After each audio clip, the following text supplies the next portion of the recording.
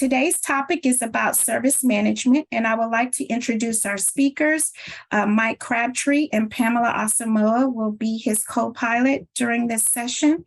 And with that, Mike, take it away. That's great, Larita. Thank you very much for the introduction.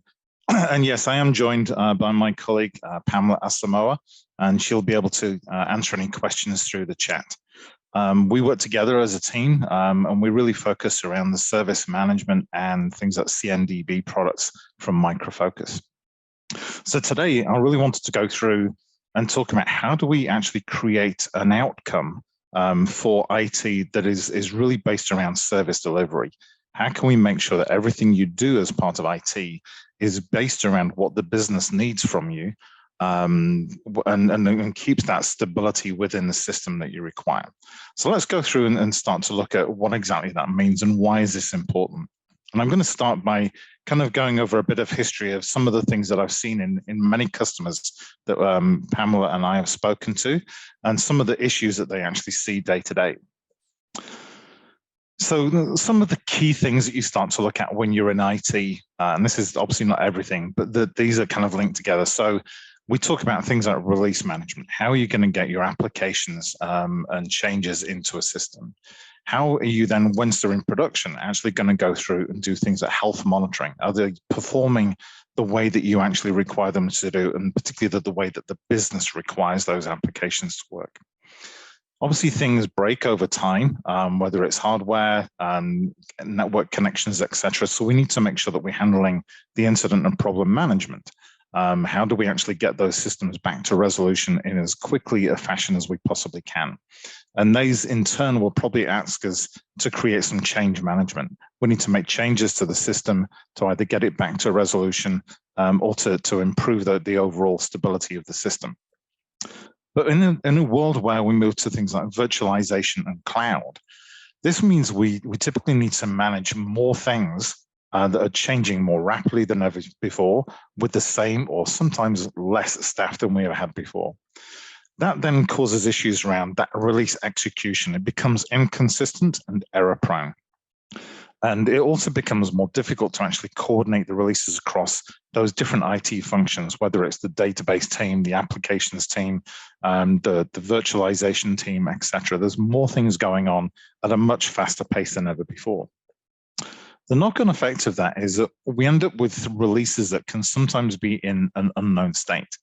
So from a health monitoring perspective, now that starts to become very difficult to become proactive. And we're all striving to do proactive health monitoring of our systems. But with things changing around a lot, it's very difficult. And we tend to be very reactive. We tend to monitor individual components, the network components, the infrastructure components, the applications. But we tend not to focus on the service as a whole. And that's really where we need to be focused. It then becomes very hard to then prioritize the events that are actually happening by the business impact. And if you can't really see what the business impact is, it's very difficult to then say, what should I focus on first? Let me give you a very quick example of that that I use for a lot of customers. We've got two queues of data, and they're somehow stuck. They can't get processed through the system. One of those queues has got 10 transactions in it, and they're worth maybe, say, $20 a piece. So in that queue, there is about $200 worth of transactions. In another queue, there's only 2 transactions that are actually stuck in there. Which one should I actually focus on? Well, you tend to think, let's go for the one that has the 10 transactions and let's get that moving.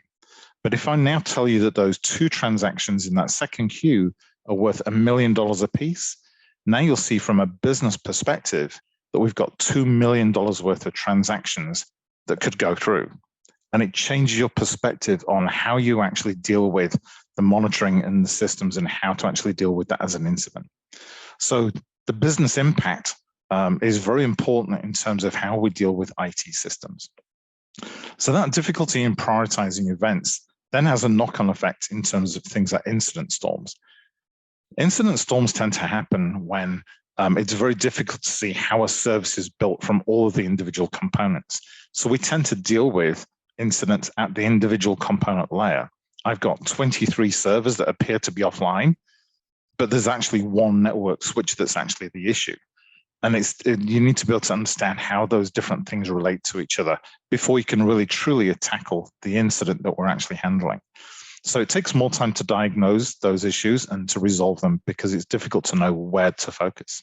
And that lack of coordination and cooperation across the different IT functions, those silos that have been built up, makes it more difficult to actually handle. Oops, sorry, go the right way. This in turn is going to lead to things like ad hoc change management. Very quickly, you'll see, oh, I'll just go and change something on this switch, or I'll just go and change the IP address of this server or something like that. Things happen, and you end up with this ad hoc change management. That in turn changes the prioritizations of how you're actually dealing with, and it's not always focused on the business impact, and that's where we need to really be looking. We tend to end up with that lack of objective risk assessment about the risk to the business, as opposed to the risk of individual components actually failing. And also, we tend not to have the business stakeholders actually involved in that decision-making process. So again, the business is not involved. IT is doing things on their own, particularly in little silos. And again, that then causes ongoing issues around how we do manual releases that actually come out, manual changes that are going through that can affect how our actual application is working. Now, I'm not saying every customer is like this. There's little snippets of bits and pieces that you will see at a lot of customers. And I've seen this, and Pamela's seen this in our experience working with different tools and doing ITIL assessments. For instance, I've done ITIL assessments across many different industries and across different continents. And I've seen these kind of things happen again and again, and I still see them even today. So let's give a small example of this. And services can look as if they're doing fairly well if you look at the individual components. So here you can see on the top right, we've got things like databases and networks all being monitored as individual things, and they all appear to be above 99.1% availability, which it's not great, but it's just an example here. However, the end user is only seeing about 82% availability because they're really seeing the aggregation of all those individual components. They're actually seeing the result of a service, a business service that is actually having major outages. So the business wants to understand the health of the whole business, not just the individual underlying infrastructure components. So let's take a what service delivery as an outcome can look like. What is it we're really trying to aim for? So that service delivery is an effective way to ensure exceptional experience. It's really that how can a business user, a customer, actually utilize the systems that are provided by IT? And those services need to be delivered in an effective, predictable, reliable, and customer-friendly manner. So making sure that they're actually providing the service against an SLA that they really should be providing. So let's break this down into, well, what is a service? Let's start to look at how do we build those very complex and yet very agile services? And then how can we actually break things down into smaller components that we can really work on? And that's where we talk about things like modularizing and standardizing, which is a term that's used called composable business, which is a term that's also used as a business as a whole, not just IT, but it's very applicable to what we're doing here. In doing that, we'll actually look at the service definition. How do we actually look at what a service is? And then I'll give you some ideas on some plans, some things that you can do that will actually help you to work through this. So Micro Focus sees our service management toolsets, or our IT operations management toolset, I should say, in 4 key areas. We talk about service management, service fulfillment, governance, and assurance. What's important for me on this particular diagram is that the word service is the first word in every one of those. Everything that IT does is about providing service to someone else. So let's look at how that's actually going to affect things. We talk about reducing service management complexity. How can we make sure that we simplify how we handle incidents and problems? Maybe we can use AI to actually help us to get through that much quicker. The service fulfillment is about provisioning systems, provisioning applications, that release management side of things. Service assurance is really looking at that health monitoring.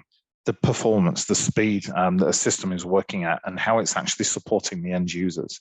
And then the governance, how do we make sure that we're supported in terms of audits? How are we making sure that we're patched to the right levels and secure in our systems? And we rely then on a central set of shared services that all of these then plug into, which we call Optic. And Optic is referring to these further components down here on the left-hand side, things like operations orchestration, the RPA kind of capabilities, discovery, the CMDB. So these are all terms that you've probably all heard before: change management, incident management around the edges there, asset management, patch and compliance policy. These are all things that are standard ITIL terminology and have been around for a long time. It's just that this is the micro-focus view of how we actually pull all of these things together as a complete operations management platform. So let's step back a bit away from the tools and let's look at what exactly a service is. What exactly is it we're trying to do from an IT point of view, and who the business actually is? So we break this down into two typical areas. The types of service are either business service, those are things that are external to the IT group, or an infrastructure service, they're internal to the IT group. And I'll explain a bit more detail about those as we go through. But we also need to look at, well, what exactly is that service that's being provided? What is the SLA? What is the terminology we're going to use? Who are the customers? Who are the clients and the server components of this? So what are the services does this service depend on? So the relationships between services is absolutely critical to understand and be able to create a bigger, more complex system. But also, much like the modular size and shape of containers that we see in a dockyard, they need to be of a standard that can actually fit together and actually work together in a cohesive system. There'll also be multiple layers that we create in this. So there's very small systems in a typical data center, like Active Directory and DNS and FTP systems that then build on databases, and then finally out to typical sort of business services that you need to look at. But we need to understand and look at how can we break down everything that's in IT that is very big and complex and break it down into small modular services that we can actually standardize on. Another way to look at this is the way that a toy company looks at this. And you'll kind of guess where I'm going with the toy company idea, but this is the view that anything you can imagine, you can build, but it is based on standards. So how do these particular building blocks fit together in a very standardized mechanism to make sure that they always fit together in some way, but you can build anything you need? Now let's relate that back to IT and the different things that we might look at. Well, let's take a slightly different track. Let's look at a catalog of things that you might want to do. So a product or a service is typically made of several components that come maybe from a catalog. And we'll talk about a catalog of services or products. So for instance, if you want to build a product or a truck, and you can see this when you go online and try and build a vehicle for yourself that you actually want to order. And there'll be, I want to buy a truck, and I need to look at the catalog of things that I could add into it. Now, there could be a catalog of tires, but as you can see in this particular catalog, the bike tire and the tractor tire just aren't the right kind of things to fit on this truck. So it has to be the right set of components that are going to, as I say, plug together to make that particular kind of truck. So let's look at something a bit more sensible. So you've got some particular wheels here that actually suit now the kind of truck that we're trying to build. So you'll have that catalog of different wheels that you can actually ask for. Likewise, you might have a catalog of different headlights, a catalog of different engines. So these are all components that are going to be used to create that eventual product or service, in this case, a truck. And it's the same with IT. You have a catalog of different things that you can pull together, created from standards that you know are designed to work together to create a final product. So I talked about building very complex and agile services, and what the business requires is for us to be very agile. They want to be able to turn on a dime, create a new marketing thing, and go for it. But the people within IT are dealing with very complex systems. What they need is very stable, very well-designed and architected systems. So IT is made up of many, many small services, which can be defined as modules. And this is the sort of products or services side of things, but they are interdependent on each other. I mentioned things like Active Directory as being a core component of many other systems that need to work together. So that agility comes from having well-defined modules that we can actually use as building blocks and actually pull them together. We can also reuse those building blocks and even duplicate them. So if the business says, I need to set up a new system in a different area, or we're going to split the company out and sell off parts of the company, can we then duplicate those components and give them to the two halves of the organization? And I'm dealing with a major motor company at the moment, and they are splitting their organization into internal combustion engine building products and electric vehicle building products. They're literally going to almost split the company in half and have two organizations under the same label. Now, each module in here has a mix of clients and agents for monitoring, security, the update mechanisms, how they do support and the configuration. They're very well understood disciplines, and they have to be so that we can make sure we provide the service we need. Now, each module during fulfillment, so when someone requests some kind of capability from IT, we need to build in that subscription to other services. So whether you need to link and say, I have an application server here, and it needs to link to a particular database to get its data, we need to apply the same kind of monitoring and security updates. So my new service, I'm going to subscribe to that particular security system that you have in play already built and is a standard block that you would use. So what is a business service made of? Well, business service at the very top typically has a user interface, that's a service, a business logic, some kind of an application as a service, and some kind of storage, whether it's flat file or a true database, it's somewhere where you're going to put that data. And we build that from these other blocks, like some infrastructure, and it could be the directory service or HA services or virtualization technologies, cloud, database services, etc. So these are modules that we've already got built and designed, ready to go, that we can use to create that business service. But what we need to do in here is apply those client-server connections between the different modules. We need to put security around everything and put the monitoring agents in place. So here you can see each individual service has that security component wrapped around every service that we build. It's kind of built in from the ground up. Likewise, we can start to apply things like monitoring into every one of these. And again, we're using standard tools for each one of these different services. So we're not building something that's just a one-off for a particular system. Now, you might say, well, I can't do that because all my things are different. And yes, you're going to come across things that in some cases need to be customized. But the more you can have a standard service for a certain thing, like a database service, where say a small, medium, or large, your developers then request and say, I need a medium-sized piece of data storage. And they can request that and it's built and ready to go, but it already has that monitoring and management built into it and security surrounding it. So how do we take and look at modularization? So I talked about building complex, very agile services. On the right-hand side, if you look, we've got the business service again, the user interface. Now you'll see as we start to drill into this, we've got that web server providing the user interface. And it's going to sit on top of an operating system, which is on top of hardware that's linked to a network. All these components have got that same kind of linkage between the different things. But now if you imagine, oh, now I've got two business services and they've all got these extra components in them. Now you can start to see just in this very simple example how complex things start to become. But let's break it down into smaller components that we can actually work with. So the orange mark around here is really looking at what are the components specific to that business application. Likewise, the sort of dark blue around here. Now we've got two web servers.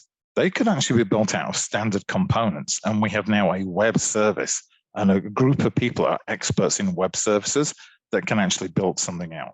So I'm just going to build this out very quickly. So you can see here now we've actually got a set of platform infrastructure things. We've got our network group, and then you've got other services that you're going to plug into that are part of the data center. So now if you strip away those individual components, and you can see, now we have a platform services layer. So experts in how a platform actually needs to be built. Maybe you've got a database services group. And indeed, if we actually try and pull these things together in one diagram, now you can actually start to see how we've got different servers or services in this system, and they're all standardized. We can actually put in that monitoring, how we deploy them, the patching, the security against any one of those different kind of services, and they're standardized across every different business unit that might want to come in and request something from IT.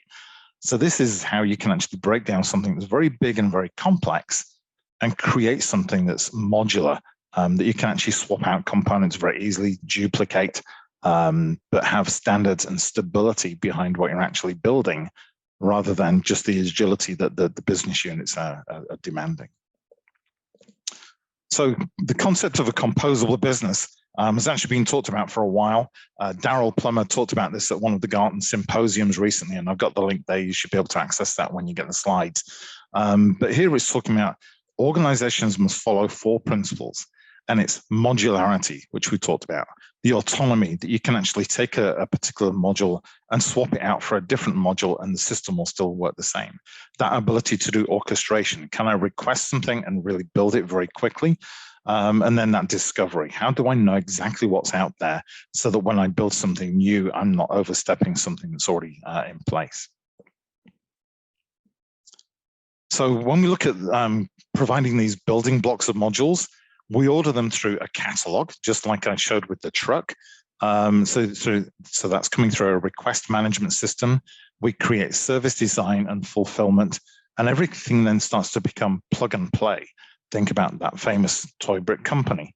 And each of those individual modules are very well defined and understood from the ground up. So when R&D is trying to be very agile, you can give them standard template things that they can call on. There isn't everything in, there's lots of catalogs out there. For instance, AWS and Azure and GCP have got catalogs of thousands of different things that you could call on. What your IT department needs to do is say, I just need these 3 to build something, and I can actually give those to my R&D group, and that will be sufficient for most of the things that they need to build. That's going to give you things like service governance, that ability to do auditing, the cloud costs, the asset details, all those kind of things that actually come out of having that standardized composable business. Now, one of the things that we look at here at Micro Focus is from a group called the Open Group, and they have a system called IT for IT. This is really taking what was in ITIL, which is still absolutely critical to look at and understand, but really saying, how do I actually plug all of these tools together I can get from Micro Focus and from other companies as well? How can I actually plug them together to give me that speed and agility and make sure the security surrounding everything, and we have those business insights into everything that we're doing?